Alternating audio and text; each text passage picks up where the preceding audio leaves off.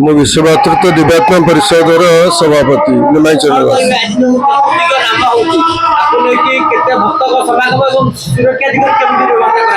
ये तो लक्षाधिक भक्त मैंने आसती जे सारा ओडिशा भारत वर्ष लोक मैंने आसती जो लोक मैंने आसती से सब धर्म आध्यात्मवादी चेतना आमर गुरु ठाकुर जो आध्यात्मवाद चेतना को लेकर जो मैंने धारा नहीं से आसती आखपाखर जो भक्त मैंने आसती लक्ष लक्ष लोक आसती आज दिन में चतुर्युग नाम सारा सृष्टि केवल यही जगह जो कि स्वर्ण क्षेत्र में यह अन्य कौन जगह है सत्य तृतीया द्वापर कली ये चारि जुगर जो मीमांसा को लेकिन ठाकुर चतुर्युग नाम यही सृष्टि करिसंती जहाँकि सारा विश्व नाम ब्रह्मर प्रतिष्ठा हम विश्वर कल्याण हम भक्तिभाव सृष्टि हम एवं आमर परंपरा आमर नैतिकता आगामी पीढ़ी कि ये प्रेरणा देव जहाँकि सारा भारत जे कि सनातन धर्मर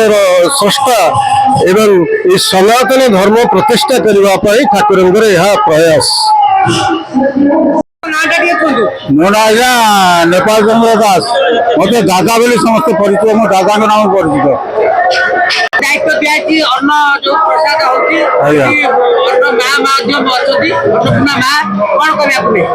नाई जिते आम गुरुदेव थले से मत दायित्व देते मुझे कहूँ 50 वर्ष तलर खबर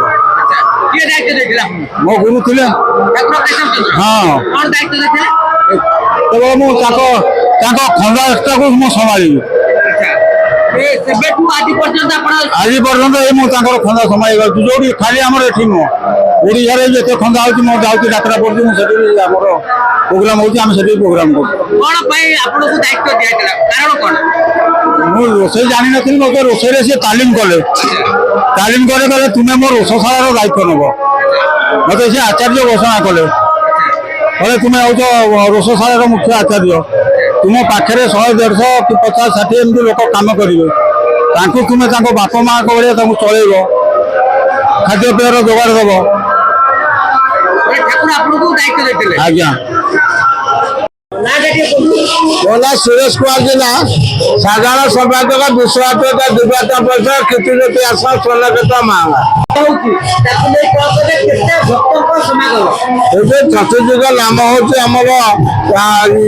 ऑल ओडिशा सारा ओडिशा कण गुरु भाई गुरु भणी मैंने लक्षाधिक भक्त ये सारगम होती माननीय मुख्यमंत्री धर्मपंथी श्रीमती प्रियंका मारांडी आसिक 3टा बेले आसिक से भक्त गहण भाई भौणी मान भाईचारा बचे चतुर नाम यज्ञ बोली आनंद बजार करके गले चतुर्युग नामा होती प्रायतः कोई देखा मिले विशेषकर यही जन्म स्थान ठाकुर यही स्थान रही तो आपको लेकिन आगू चिंता रही ठाकुर वर्ष वर्ष ये लक्षाधिक भक्त बढ़ी चली ठाकुर 12 मास 13 पर्व सनातन धर्मर जो 12 मास 13 पर्व चली रोचे जहाँ ऑल ओडिशा ये आम पल्लीबसी सुदूर पल्लीबसी यहाँ विरह मो अशोक कुमार स्वाई कीर्तिज्योति आश्रम स्वर्ण क्षेत्र मो मुख्य कोषाध्यक्ष हिसाब से सेवा प्रदान करुच्ची आश्रम स्वर्ण क्षेत्र आज जो अष्टप्रहरी चतुर्युगर जो अष्टप्रहरी होची लक्ष लक्ष लोक जनसमागम भितर सत्य युग त्रेता युग द्वापर युग कली युग जो प्रकार नाम प्रचलित हो आसुला से नाम को ठाकुर केशव चंद्र प्रचलन कर हजार हजार लक्ष लक्ष लोक उपभोग कर जानते व्यतीत विश्वर जो गुरु मान अच्छा विश्वर गुरु मान अच्छा कैबल्य मंडप गोटे एमती अच्छी आम कैबल्य मंडप आमर कार्यक्रम हो जो पृथ्वी गुरु माने पाउन पूजा पाउन यहाँ हूँ विशेषत्व छड़ा आमर आज गोटे अष्टपर गोटे आमर रक्तदान शिविर कार्यक्रम भी होता ବହୁତ ଲୋକମାନେ ହେଇଛି ଆନନ୍ଦ ବଜାର, ଲକ୍ଷ ଲକ୍ଷ ଲୋକ ଆନନ୍ଦ ବଜାର। ଦେଖିବାକୁ ମିଳିଥିଲା ମାନ୍ୟବର ମୁଖ୍ୟମନ୍ତ୍ରୀଙ୍କ ପତ୍ନୀ ମଧ୍ୟ ଆସିଥିଲେ। ହଁ, ଇଏ ଆମର ମୁଖ୍ୟମନ୍ତ୍ରୀ ଧର୍ମପତ୍ନୀ, ସିଏ ଆମର ଏ କ୍ଷେତ୍ରକୁ ଆସି ପରିଦର୍ଶନ କରିବାକୁ ଆସିଥିଲେ। ପରିଦର୍ଶନ କରି ସବୁ ମଣ୍ଡପରେ ଭ୍ରମଣ କଲେ, ଦର୍ଶନ କଲେ, ଠାକୁର ଦର୍ଶନ କଲେ, ଉପଭୋଗ କରିକିରି ସେ ଫେରି ଯାଇଛନ୍ତି। ମାନ୍ୟବର ମୁଖ୍ୟମନ୍ତ୍ରୀ ମଧ୍ୟ ଠାକୁରଙ୍କର ମାନେ ଶିଷ୍ୟ ଅଛନ୍ତି, ତାଙ୍କ ପତ୍ନୀ ମଧ୍ୟ ଅଛନ୍ତି। କେତେ ବର୍ଷ ତଳର କଥା ହେଇଛି? ହଁ, ଇଏ ଯେହେତୁ ମୁଁ ସେତେବେଳେ ସେମାନେ ଭକ୍ତ ଥିଲେ, ମୁଁ କିନ୍ତୁ ଜାଣିନି, କିନ୍ତୁ ମୋର ଶୁଣିବାକୁ ପାଉଛି ସିଏ ବି ଏଇ ଠାକୁରଙ୍କ ଦ୍ୱାରା ଆଶ୍ରିତ ଅଛନ୍ତି, ଆଶ୍ରିତ ଥିଲେ, ଆଉ ଠାକୁରଙ୍କୁ ଭଲ ପାଉଥିଲେ, ଠାକୁରଙ୍କୁ ପୂଜା ଅର୍ଚ୍ଚନା କରନ୍ତି। ଆପଣମାନେ ସିଧାସଳଖ ଭିଜୁଆଲ ଦେଖୁଥିଲେ, ଏ ହେଉଛି କଟକ ଜିଲ୍ଲା ମାହାଙ୍ଗା ସ୍ୱର୍ଣ୍ଣକ୍ଷେତ୍ର ବଜାର ନାମରେ ନାମିତ। ଆଜି ଚତୁର୍ଯୁଗ ନାମ ସଂକୀର୍ତ୍ତନ ହେଉଛି, ଏକା ସାଙ୍ଗରେ ଚାରି ଯୁଗର ନାମ ହେଉଛି। ଏ ଏକ ନିଆରା ପରମ୍ପରା କହିଲେ ଅତ୍ୟୁକ୍ତି ହେବନି। ଶ୍ରୀ ଶ୍ରୀ ଠାକୁର କେଶବ ଚନ୍ଦ୍ରଙ୍କର ଏଠି ଯେଉଁ ଚାଲିଛି, ଏଠି ଲକ୍ଷାଧିକ ଭକ୍ତଙ୍କ ସମାଗମ ହେଉଛି। ଓଡ଼ିଶାର ପ୍ରାୟ 16 ଲକ୍ଷରୁ ଭକ୍ତମାନେ ଆସନ୍ତି। ଆମ ପାଖରେ ଅଛନ୍ତି ଏଠିକାର ଗୁରୁ ଶିଷ୍ୟମାନେ, ତାଙ୍କ ପଚାରି ବୁଝିନେବା। କଣ କହିଲେ ଆଜିର କାର୍ଯ୍ୟକ୍ରମ ନେଇ କଣ କହିଲେ? ପ୍ରଭୁ ଠାକୁର କେଶବ ଚନ୍ଦ୍ର ସ୍ୱାମୀ ସ୍ୱର୍ଣ୍ଣ କ୍ଷେତ୍ରାଧୀଶ୍ୱର, ଏହି ସ୍ୱର୍ଣ୍ଣ କ୍ଷେତ୍ରରେ ଚତୁର୍ଯୁଗୀୟ ମଣ୍ଡପରେ ଚତୁର୍ଯୁଗୀୟ ନାମ ସଂକୀର୍ତ୍ତନ କରି ସମଗ୍ର ବିଶ୍ୱରେ ସନାତନ ଧର୍ମର ପ୍ରତିଷ୍ଠା କରିବା ପାଇଁ ସାରା ବିଶ୍ୱରେ ସନାତନ କେତନ ନାମ ବ୍ରହ୍ମ ମଧ୍ୟରେ ପ୍ରତିଷ୍ଠା କରିବା ପାଇଁ ପ୍ରୟାସ କରିଥିଲେ ଏବଂ ଏହି ପ୍ରୟାସ ବର୍ତ୍ତମାନ ଚାଲି ରହୁଛି। ଏବଂ ପ୍ରଭୁ ଯେଉଁ ଧର୍ମ ସଂସ୍ଥାପନ କରିବା ପାଇଁ କଳିଯୁଗରେ ନାମ ହିଁ ଶ୍ରେଷ୍ଠ, ନାମ ବ୍ରହ୍ମ ଦ୍ୱାରା ସମସ୍ତଙ୍କର ଇଷ୍ଟ ଖଣ୍ଡନ କରି ଏବଂ ସମସ୍ତ ଭକ୍ତମାନଙ୍କର ମନୋବାଞ୍ଛା ପୂର୍ଣ୍ଣ କରିବା ପାଇଁ ପ୍ରଭୁ ଚାରିଟି ମଣ୍ଡପରେ ଚତୁର୍ଯୁଗୀୟ ନାମ ସଂକୀର୍ତ୍ତନ କରି ପ୍ରତିଷ୍ଠା କରି ଭକ୍ତମାନଙ୍କୁ ଉଦ୍ଧାର କରିବା ପାଇଁ ପ୍ରୟାସ କରିଥିଲେ ଏବଂ ତାହା ଆଜି ପର୍ଯ୍ୟନ୍ତ ଚାଲିଛି। ଏବଂ ଏ ଲୀଳା ସମଗ୍ର ବିଶ୍ୱକୁ, ସମଗ୍ର ମାନବ ସମାଜକୁ ସନାତନ ଧର୍ମ ପ୍ରତିଷ୍ଠା କରିବା ପାଇଁ ସେ ଯେଉଁ ପ୍ରୟାସ କରିଥିଲେ ତାହା ଚାଲୁ ରହିଛି ଏବଂ ଆଗାମୀ ଦିନ ଚାଲିଥିବ। ଏ ପ୍ରୟାସ ସାରା ବିଶ୍ୱରେ ଶାନ୍ତି ପ୍ରତିଷ୍ଠା କରିବ। ଆଉ ଯେଉଁ ପରମ ବ୍ରହ୍ମ ଏଇ ଯୁବାବତାର ଯିଏକି ସ୍ୱର୍ଣ୍ଣ କ୍ଷେତ୍ରରେ ଅବତାର ଗ୍ରହଣ କରିଥିଲେ ଏବଂ ସେଇ ଅବତାର ପୁରୁଷ ସେ ସ୍ୱୟଂ ପରମ ବ୍ରହ୍ମ ସ୍ୱରୂପ, ସେ ନିଜେ ବ୍ରହ୍ମ, ସେ ନିଜେ ଆଦି ନିଜେ ଅନାଦି, ସେ ଯେଉଁ ଧର୍ମ ପ୍ରତିଷ୍ଠା କରିବା ପାଇଁ ଯେଉଁ ନୀତି ଏବଂ ବିଶ୍ୱରେ ଭାତୃତ୍ୱ ପ୍ରତିଷ୍ଠା କରିବା ପାଇଁ ଏହି ଯେଉଁ ଚତୁର୍ଯୁଗ ନାମ ବ୍ରହ୍ମ ଦ୍ୱାରା ଶାନ୍ତି ପ୍ରତିଷ୍ଠା କରିବା ପାଇଁ ତାଙ୍କର ଇଚ୍ଛା ପ୍ରୟାସ କରିଛନ୍ତି। ଚାଲି ରହିଛି ଏବଂ ଚାଲି ରହିଥିବ ମଧ୍ୟ। କଣ କହିବେ ଆଜିର ଯୋଉ କାର୍ଯ୍ୟକ୍ରମ ନେଇ କଣ କହିବେ? ସୃଷ୍ଟି ଆରମ୍ଭରୁ ଚାରି ଯୁଗ ପାଇଁ ଚାରି ମହାମନ୍ତ୍ର ନିର୍ଦ୍ଦିଷ୍ଟ, ଯାହାକି ଆଜି ସେଇ ଚାରି ଯୁଗ ପାଇଁ ଚାରି ମହାମନ୍ତ୍ର ପ୍ରଚାର କରାଯାଉଛି। ସତ୍ୟରେ ବିଷ୍ଣୁ ବୈଷ୍ଣବ ଲୋକାର ଶ୍ୟାମ, ବିଷ୍ଣୁ ବୈଷ୍ଣବ ଲୋକାର ଶ୍ୟାମ, ସତ୍ୟ ସନାତନ କୁଲିକ ରାମ, ବିଦ୍ୟାରେ ରାମ ନାରାୟଣ ମୁକୁନ୍ଦ ମଧୁସୂଦନ, କୃଷ୍ଣ କେଶବ କଂସରେ ବୈକୁଣ୍ଠ ଭାବନ, ହରେ ମୁରାରୀ ମଧୁକୈକ ଭାରେ ଗୋବିନ୍ଦ ଗୋପାଳ ମୁକୁନ୍ଦ ସୌରେ, ଜଗେଶ ନାରାୟଣ କୃଷ୍ଣ ବିଷ୍ଣୁ ନିରାଶ୍ରୟମାନ ଜଗଦୀଶ ରକ୍ଷମ।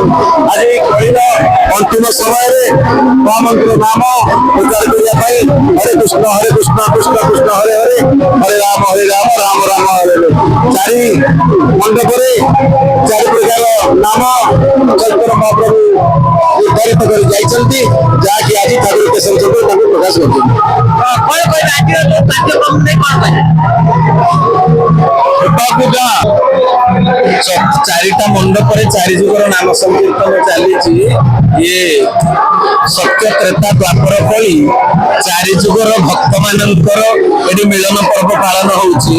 ପ୍ରଭୁଙ୍କୁ ସମସ୍ତେ ବର ମାଗିଥିଲେ ଯେ ମାନେ ସବୁ ଯୁଗର ଭକ୍ତ ମାନେ ଠାକୁରଙ୍କୁ ବର ମାଗିଥିଲେ ଯେ ଆମେ ଆମର ନାମ ସଂକୀର୍ତ୍ତନ ଯୋଉଟା ଆମେ ସେଇଟା ମାନେ ମଣ୍ଡପରେ କରିବୁ ବୋଲି। ତେଣୁ ସମସ୍ତଙ୍କୁ ଠାକୁର ଯୋଉ ତଥାସ୍ଥ କରିକି ବର ଦେଇଥିଲେ, ଆଜି 4 ଯୁଗର ଭକ୍ତ ମାନଙ୍କର ଏଠି ମିଳନ ହେଇଛି। ତେଣୁ ସମସ୍ତେ ନିଜ ନିଜର ଅଭିଳଷିତ ନାମ ସଂକୀର୍ତ୍ତନରେ ସମସ୍ତେ ମଜିକିରି ଅଛନ୍ତି। ଆଜିର ଯୋଉ ଇଏ ଗୋଟେ କେତେ ଭକ୍ତଙ୍କ ସମାଗମ ହବ ଏଠୁ ତ ହିସାବ କରି ହବନି, ମାନେ ସବୁ ବର୍ଷ ଏଠି ଲକ୍ଷାଧିକ ଲୋକମାନଙ୍କର ସମାଗମ ହୁଏ, କିନ୍ତୁ ଏ ବର୍ଷ ସବୁ ବର୍ଷରୁ ଅଧିକ ବୋଲି ପ୍ରାୟ ଆକଳନ କରାଯାଉଛି। ଆଚ୍ଛା, ଏ ଯୋଉ ପାଳିର ଶେଷ ପର୍ଯ୍ୟାୟରେ ଏଭଳି ଯୋଉ ଆଗକୁ ମଧ୍ୟ ଏ କ୍ଷେତ୍ରରେ ଅନେକ କିଛି ଲୀଳା ହବାକୁ ଯାଉଛି, ସେ କଥାକୁ ନେଇ କଣ କରିବେ? ଅନେକ ପ୍ରବଚନ ଆପଣ ମଧ୍ୟ ଦିଅନ୍ତି।